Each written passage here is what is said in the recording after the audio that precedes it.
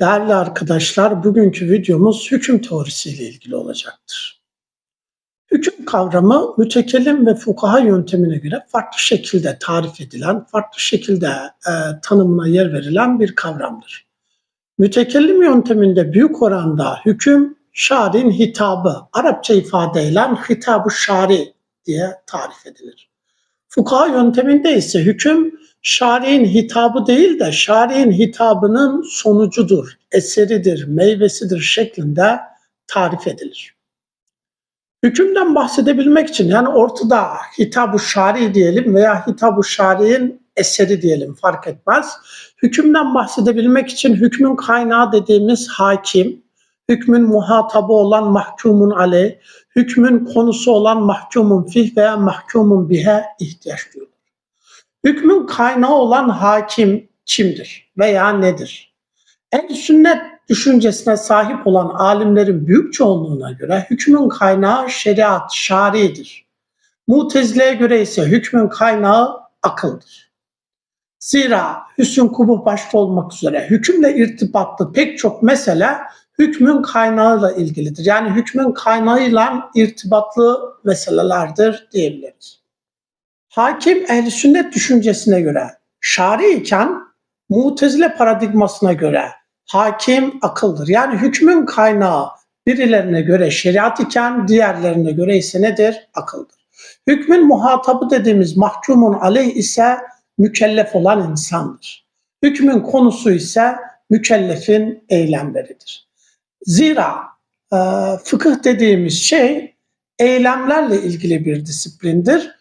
Bu eylemlerle ilgili hükümleri bilmenin adı da fıkıhtır. Bundan ötürü hüküm dediğimiz şeyler usulü fıkhın mı, furu fıkhın mı konusudur. Alimlerin büyük çoğunluğu usulü fıkha dair eserlerde hüküm teorisine yer verseler dahi Fahrettin Er-Razi gibi bazı alimler hükmün usulü fıkhın temel konusu olmayıp sadece girişi babından, mebadi babından temas edilmesi gereken bir husus olduğunu ifade ederler. Hüküm denilen husus temelde teklifi veya vazı hükümler diye ikiye ayrılır. Bazı alimler vazı olanlara hüküm demezken sadece teklifi olanlara hüküm tabirini kullanırken alimlerin büyük çoğunluğu hükmü teklifi ve vazı diye ikiye ayırır. Teklifi hüküm dendiği zaman sorumluluk yükleyen hükümler kastedilir. Bunlar da kendi içinde bazı kategorilere ayrılır. Örneğin kesin bir şeyin yapılmasının emredilmesi durumunda farklı bir kavram, yapılıp yapılmaması hususunda insanı muhayyer bırakan yani bir anlamda tercihi insana bırakan durumlarda farklı kavram kullanılır. Bir şeyin haram olması veya harama yakın olması durumunda farklı kavramlar kullanılır. Teklifi hükümler denilince temelde 5 kavram kastedilir. Vacip, sünnet, mubah, mekruh, haram. Tabii ki bu alimlerin büyük çoğunluğunun teklifi hükümler 5'tir derken kastettikleri bu 5 kavram. Fakat Hanefi ulema yani fukaha yöntemine göre farz, vacip, sünnet yani farzla sünnet arasında vacip kategorisine yer verilir. Sonra sünnet mubah arasında mendup veya mustahap tarzında bir kavrama yer verilir. Yani onlara göre teklifi hükümler 7'dir. Farz, vacip, sünnet, mendup, mubah, mekruh, haram diye zikredebiliriz. Bu kavramların tanımına temas etmek gerekirse farz ve vacip genelde karıştırılan iki kavramdır. İkisi de yapılması zorunlu olan hususu ifade ederken aralarında teknik anlamda bazı farklar söz konusudur.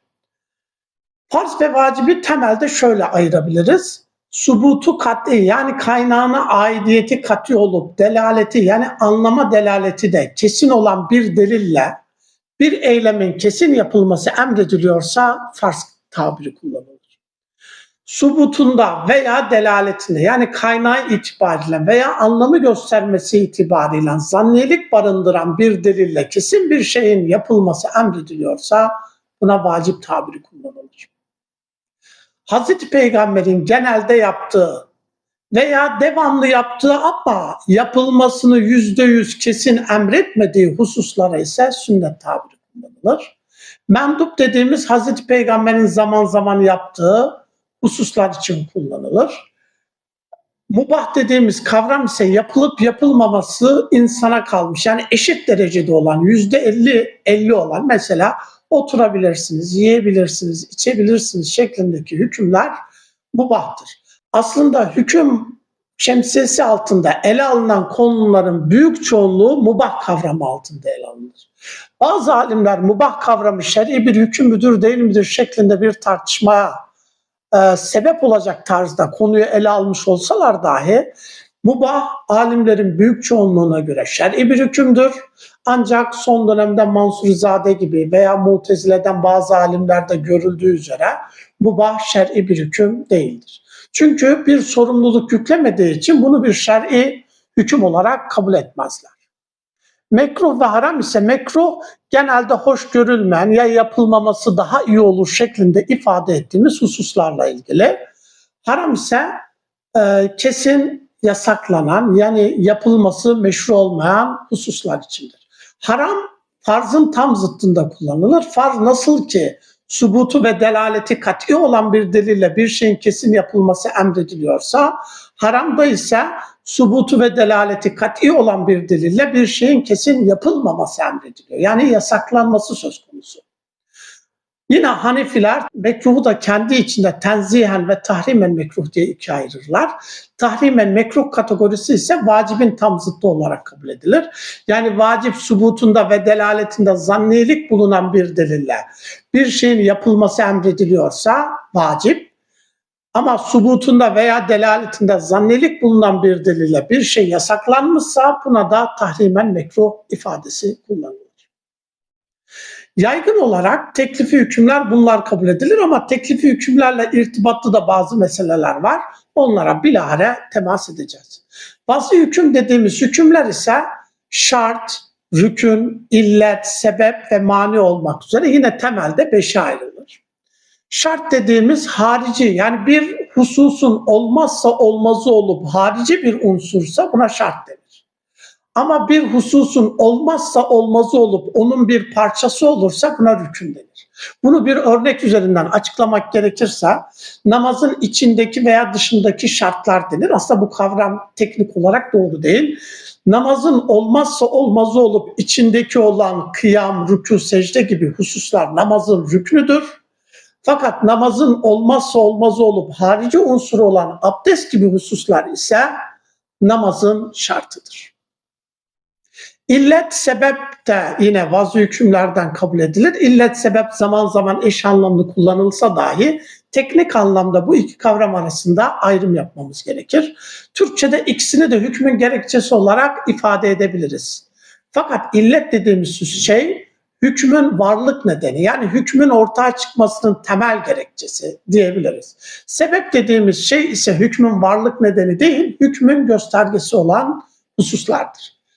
Dolayısıyla bir hükmün tek bir illeti olur, ama bir hükmün pek çok sebebi, göstergesi olabilir.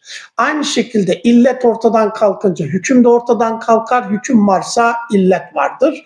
İkisi ancak beraber olur, ancak beraber ortadan kalkar.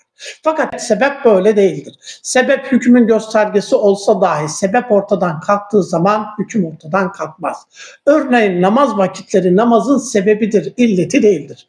Dolayısıyla kutup gibi yerlerde namaz vakitleri dediğimiz bu vakitler gerçekleşmese dahi namaz orada yine farzdır.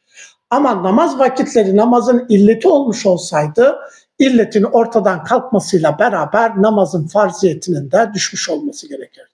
Ama biz namaz vakitlerine sebep dediğimiz için sebebin kalkmasıyla namazın farziyeti ortadan kalkmaz. 5. kategoride ise mani kabul edilir. Mani dediğimiz hükmün ortaya çıkmasına engel bir durum. Buna örnek vermek gerekirse, çocuk babasına veya annesine mirasçı olabilir. Fakat çocuk annesini veya babasını öldürmüşse artık ona mirasçı olamaz. Nitekim fıkıhta da genel bir prensip olarak men istacele fi şeyin kable evanihi uqibe bi hirmanihi ifadesini kullanırız.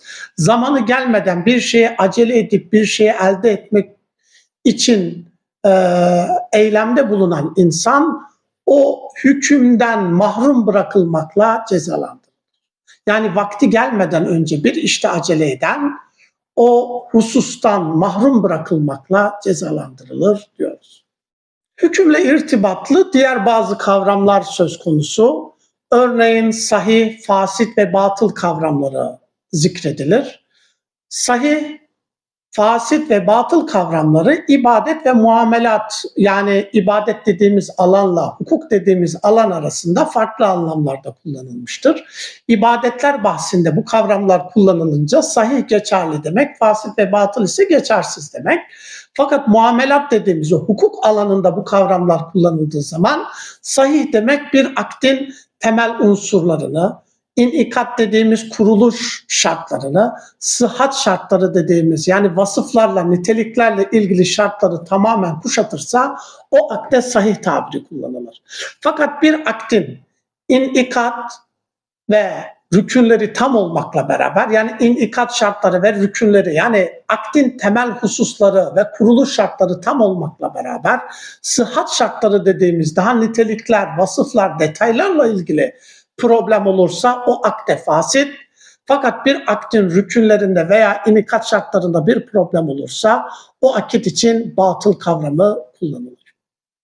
Fasit denilen akit, munakit yani kurulmuş bir akit iken batıl denen akit geçersizdir, kurulmamış bir akittir. Şari fasit olan akdi tamamen geçersiz saymaz. Fasit akitteki problemin bir an önce giderilmesi ve onun sahihe dönüşmesini ister. Örneğin ribevi bir akit düşünelim. Riba dediğimiz yani faizli alışverişlerde diyelim. Bu akit munakittir, kurulmuştur ama şari bir an önce ribaya mevzu bahis olan hususun fazlalığın bir an önce giderilmesi ve onun sahihe dönüştürülmesini ister. Aile hukukunda yani el-ehval-i şahsiye dediğimiz alanlarda fasit ve batıl şeklinde yaptığımız bu ayrım her zaman net olmasa dahi fakat yine çok derinlikli olmamakla beraber orada da genel olarak akitlerde mevzu bahis edilen ayrım orada da söz konusudur. Hüküm meselesiyle irtibatlı pek çok furu dediğimiz mesele söz konusu. Bunlardan biri hükmün kaynağı akıl veya şeriattır şeklindeki tartışma bağlamında nübüvvetin, şeriatın olmadığı bölgelerde insanlar sorumlu mudur? Hükmün kaynağı akıldır diyen Mutezile'ye göre aklın bulunduğu her ortamda nübüvvet ve şeriat olmasa dahi insanlar sorumludur. En azından Allah'ı bulma hususunda Maturidiler de Mutezile ile hemfikirdir. Fakat Eş'arilere göre hükmün kaynağı şeriat yani şari olduğu için nübüvvetin ve şeriatın olmadığı topluluklarda fetret kavramı söz konusu. Onlar sorumlu değil, mükellef değil. Hüsn ve kubhun akli ve şer'i olduğuna dair tartışmada farklı pek çok örnek verilse dahi Eş'arilerin ve Mutezile'nin kastettiği şeyin tam ne olduğu hususunda muğlaklık söz konusudur. Örneğin hüküm aklidir diyenler hemen adam öldürmek her yerde kötüdür, her yerde meşru değildir. Bunun için şeriata gerek var mıdır şeklinde bazı kavramlara yer verirler veya hırsızlık örneğinde olduğu gibi.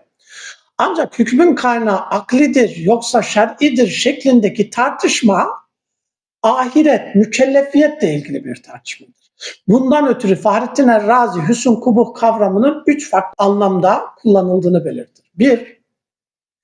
Kemal ve noksanlık anlamında yani bu şey mükemmeldir veya bazı uzuvları eksiktir. Bu anlamda iyi veya kötü, hasen veya kabih tabirini kullanırız.